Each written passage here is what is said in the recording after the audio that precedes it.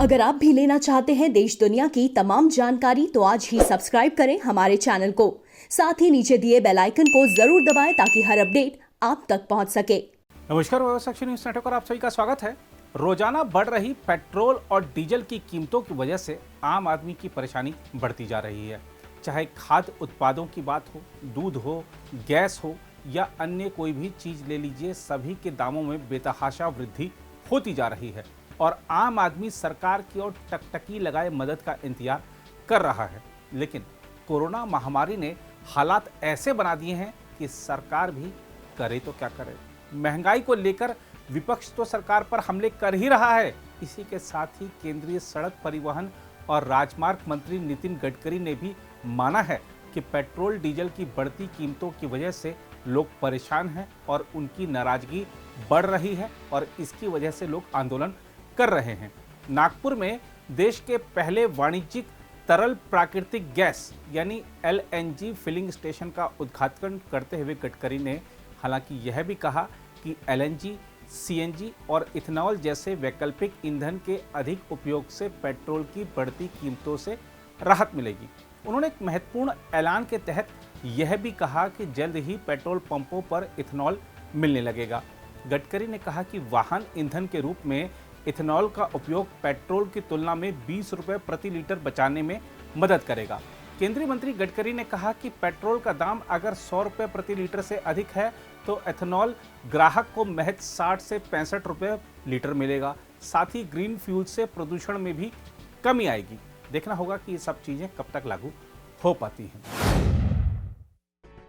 दूसरी ओर कांग्रेस ने ऐलान किया है कि पेट्रोल, डीजल, रसोई गैस और कई खाद्य वस्तुओं की दामों में बढ़ोतरी के मुद्दे पर सरकार को घेरने के लिए आगामी 15 जुलाई तक देश के 23 शहरों में संवाददाता सम्मेलनों का आयोजन किया जाएगा। पार्टी सूत्रों के मुताबिक इन संवाददाता सम्मेलनों को पार्टी के वरिष्ठ नेता और प्रवक्ता संबोधित करेंगे और इनमें महंगाई के कारण जनता को पेश आ रही मुश्किलों का उल्लेख करने के साथ ही सरकार की जन विरोधी नीतियों को भी उजागर किया जाएगा। कांग्रेस के वरिष्ठ नेता पी चिदम्बरम दिल्ली में, कमलनाथ लखनऊ में, राज्यसभा में नेता प्रतिपक्ष मल्लिकार्जुन खड़गे मुंबई में और छत्तीसगढ़ के मुख्यमंत्री भूपेश बघेल नागपुर में मीडिया से बातचीत करेंगे। सूत्रों ने बताया कि इनके अलावा मनीष तिवारी, सलमान खुर्शीद, आनंद शर्मा, दिग्विजय सिंह, सचिन पायलट और पार्टी के कई अन्य नेता और प्रवक्ता अलग अलग शहरों में संवाददाता सम्मेलनों को संबोधित करेंगे। उधर महंगाई के मुद्दे को लेकर सरकार पर निशाना साधते हुए कांग्रेस के मुख्य प्रवक्ता रणदीप सुरजेवाला ने कहा, नरेंद्र मोदी सरकार के मंत्रिपरिषद विस्तार के एक दिन बाद ही CNG, पेट्रोल और डीजल महंगा हो गया। आज देश के ज़्यादातर शहरों में पेट्रोल 100 रुपये और 90 रुपये के पार चला गया है। भूख घरों की दहलीज पर खड़ी है, लेकिन सरकार को आम लोगों की चिंता नहीं है। उधर आम लोग भी इस वृद्धि से नाराज नजर आ रहे हैं। मुश्किल तो काफ़ी हो रही है। रोज़ाना आने जाने वाले लोग, फील्ड का काम जो लोग करते हैं, बहुत महंगाई इतनी बढ़ गई है। अच्छे दिन आने वाले थे तो अच्छे दिन पता नहीं कहाँ गए हैं। अब गवर्नमेंट किस हिसाब से देखेगी, क्या करेगी, कुछ समझ नहीं आ रहा है। मैं 300 रुपये का रिफिल कराता हूँ हर बार।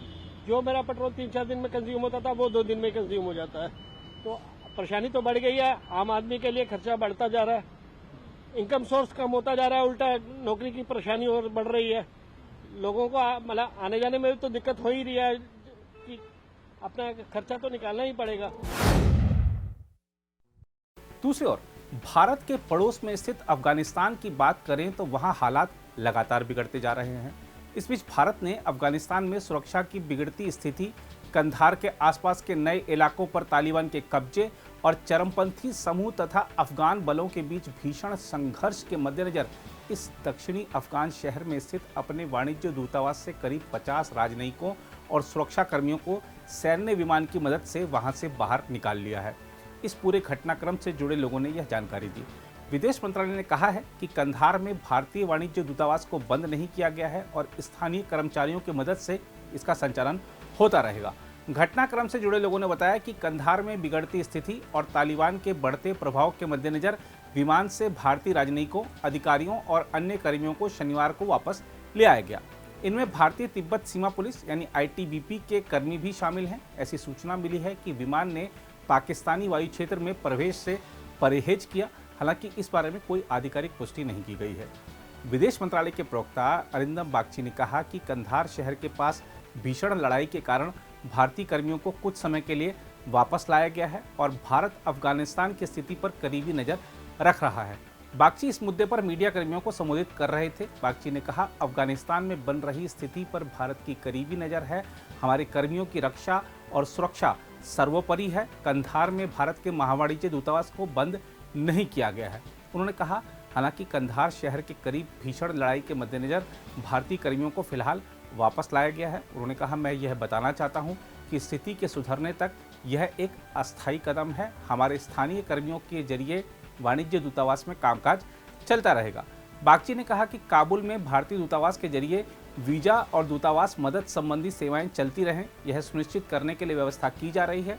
प्रवक्ता ने कहा, अफगानिस्तान का अहम सहयोगी होने के नाते भारत एक शांतिपूर्ण, संप्रभु और लोकतांत्रिक अफगानिस्तान के लिए प्रतिबद्ध रहेगा।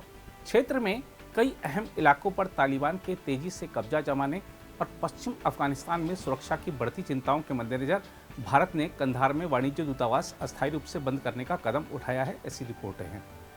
काबुल में भारतीय दूतावास ने मंगलवार को कहा था कि कंधार और मजार शरीफ में दूतावास और वाणिज्य दूतावासों को बंद करने की हालांकि कोई योजना नहीं है। उधर अमेरिकी रक्षा मंत्रालय पेंटागन ने स्वीकार किया है कि अफगानिस्तान में तालिबान को बल मिला है और उसने पहले से कहीं अधिक इलाकों पर नियंत्रण स्थापित कर लिया है। पेंटागन ने इसके लिए अफगानिस्तान की सेना के बजाय नागरिक सरकार के नेतृत्व को जिम्मेदार ठहराया है। पेंटागन के प्रेस सचिव जॉन किर्बी ने फॉक्स न्यूज से बातचीत में कहा, हम खराब होती सुरक्षा स्थिति और हिंसा से बहुत चिंतित हैं। खासतौर पर जिस तरह से हिंसा बढ़ी है, इस समय तालिबान बढ़त बनाए हुए है और उसे बल मिला है। उन्होंने कहा, मेरा कहना है हम उससे अनजान नहीं हैं, हम देख रहे हैं और नज़र रखे हुए हैं। यही वजह है कि हम फिर से अपने अफगान साझेदारों के साथ काम कर रहे हैं और उन्हें क्षमता का इस्तेमाल करने के लिए प्रोत्साहित कर रहे हैं। उन्होंने कहा, हमें पता है, उन्हें भी पता है कि कैसे उन्हें देश की रक्षा करनी है, यदि वह समय है कि वे आगे बढ़कर कार्य करें। उन्होंने कहा कि तालिबान ने इस समय बढ़त बना ली है और पहले से कहीं अधिक क्षेत्र पर नियंत्रण स्थापित कर लिया है, लेकिन सवाल ये उठता है कि अफगानिस्तान को उसके पुराने हालात पर वापस लाकर अमेरिका को क्या मिला।